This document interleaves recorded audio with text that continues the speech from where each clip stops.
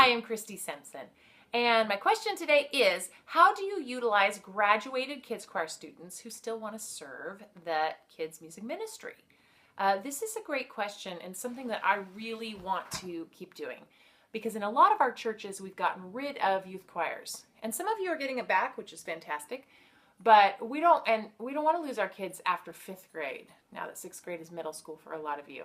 And they don't really want to leave. A lot of them don't, you know. Sometimes the boys do, but the girls don't want to leave. So how do we utilize them? And one of the things I love doing is I have a staff of children that help me out. So children being, as soon as they graduate from, in my choir, I keep them up to 8th grade. I've said that before.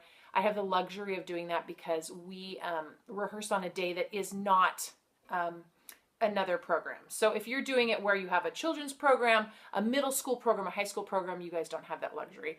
I do it on a totally different night of the week. So the Burbank Community Kids Choir is separate. So I keep them to 8th grade because I love having them. So for me, the second they get out of 8th grade, I say, guess what? You get to be one of my leaders now.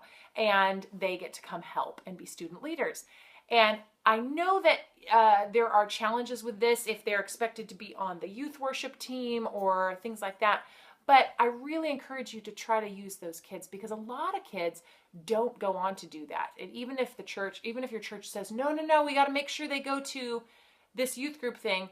I mean, have respect within the programs of the church. However, try to find a way that if those kids are going to fall off the map and they're not going to go to youth group, you still have a way that you can bring them in. So ideally, you'd want to bring them in, have them be leaders in your children's choir session, so they can help you do the motions. They can help you give out tickets to those kids that are doing a great job. They can help you serve snacks. They can do all sorts of stuff like that. And it's a great way to help let them be involved, and the younger kids will look up to them and want to be like them. So, and you're also creating people to replace you. So I've got all my teen leaders that when I was teaching at a conference a month or so ago, I couldn't be back for one of the dress rehearsals. My son, who's 16 years old, led the rehearsal. And the only way he can do that is because he has been around, he knows the kids, he's helping out. And it's really a great way to give kids ownership, you know, your youth ownership, and help them to learn to do what you do. Plus they can get volunteer hours for school. I sign off on that kind of stuff too, which is awesome. So if you can't get them out, if there is something going on at the exact same time, I would say still use your kids. Have them help you plan.